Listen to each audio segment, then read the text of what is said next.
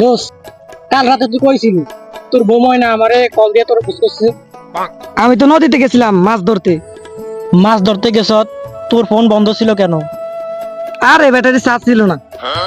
তোর বউ বললো তুই নাকি পাশের গ্রামে সাদিয়ার সাথে ঘুরতে গেছ। কি? আমি সাদিয়ার সাথে কবে ঘুরলাম? আরে মজা করলাম রে, রাগ করলি? আচ্ছা, তোর তো বিয়ের বয়স হয়েছে, এখনো তো বিয়ে করছ নাই। কেন? না, একটু মনে করে দিলাম, রাগ করলি? তোর তো কাল থেকে পরীক্ষা শুরু, আমিও মনে করিয়ে দিলাম, রাগ করলি? না, এবার পরীক্ষা অনেক সহজ হবে, রাগ করা কিছুই নেই। শুনলাম এবার তোদের হলে মিলন স্যার আসবে, একজনকেও নকল করতে দিবে না। কি বলিস? এখন কি হবে? টিভিতে দেখলাম মিলন স্যার একজনকেও নকল করতে দিচ্ছে না। আরে ভয় পাইস না, আমি তো আমাদের মিলন স্যারের কথা বলছি। কি রাগ করলি?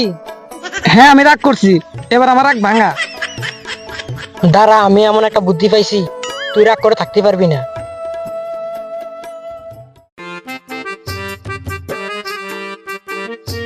হুজুর, আমি আব্দুল্লাহ বলছি। আপনি একটু কষ্ট করে নদীর ঘরে চলে আসেন, এখানে একটা নৌকা মিলাদ করাবে, আপনার অনেক টাকা হাতিয়ে দিন। জি আসেন। তুই এটা কি করলি রে? দেখ, হুজুর আসলে তোর রাগ এমনিতে ভেঙে যাবে।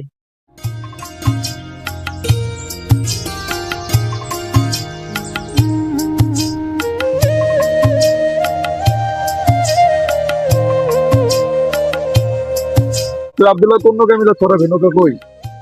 কোনো নৌকাই না, আপনার সাথে একটু মজা করলাম, রাগ করলেন?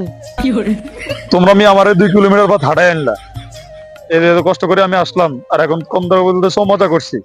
আমি আজকে আমি আরো রোজা ছিলাম।